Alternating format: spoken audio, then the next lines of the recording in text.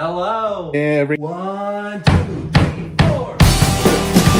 If you're like me, you're probably tired of being in house arrest for 3 straight months. You are not alone. Despite the current pandemic, we could still get out, right?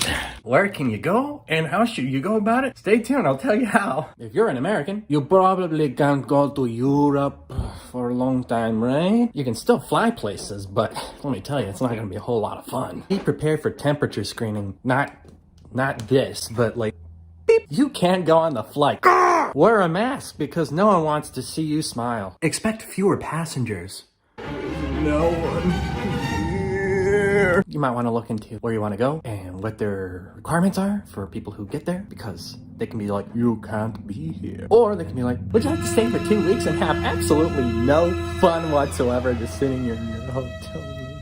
Which is to discourage people from coming, so they destroy the economy. Anyway, let's look at the destinations in the US. Alaska no longer has a 14-day quarantine requirement, which means you just have to prove that you don't have COVID within 3 to 5 days before you get there. So you really better not have it. Now, most states don't have the 14-day requirement for a quarantine anymore, but there are a few states that do. Connecticut, Florida, Hawaii, Maine, Massachusetts, Rhode Island and Vermont are a few of those states. Arkansas and Kansas requirement if you come from certain states like New York. And then New Mexico and Oklahoma require it, but you have to fly in and you don't want to go there anyway. Can we go away?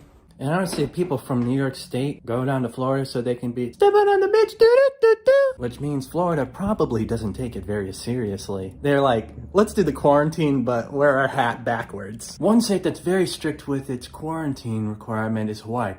If you don't do the rule, you will be thrown in jail.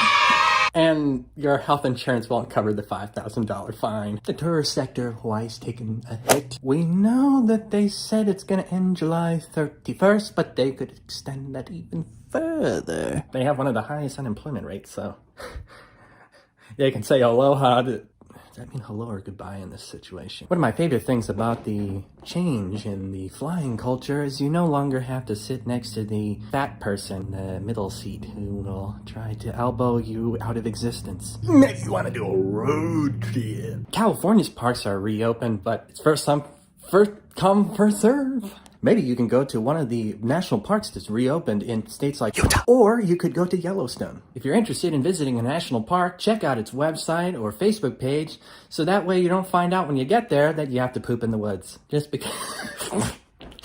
You can check out their page to see if certain trails are open and if you can still go to the Bigfoot exploitation seminar on Zoom. You could drive through the Badlands or Shenandoah Valley or the Rocky Mountain National Park, and that way you don't have to touch anyone. As far as the international destinations, Iceland is giving visitors the option of testing on arrival or quarantine. I think most people don't want to do the second one. Portugal and Italy don't have a quarantine, and Spain plans to lift it on July 1st. Belize is planning to open its international airport on July 1st. Cyprus has reopened its airports. Greece is not requiring them either, probably because they just need the tourist money. Now, you could still fly in from the US to Canada or Mexico, but you might face a 14-day quarantine, and if you want to drive into those countries, you definitely can't do it before July 21st. Well, there is one loophole. Oh yeah, welcome to Canada, eh? Reason for visit? I'm driving up to Alaska. Well, why doesn't everyone use that excuse? Come right in. So here are some general tips on how to travel smarter, not harder. How do you travel harder? Travel smarter in the age of COVID.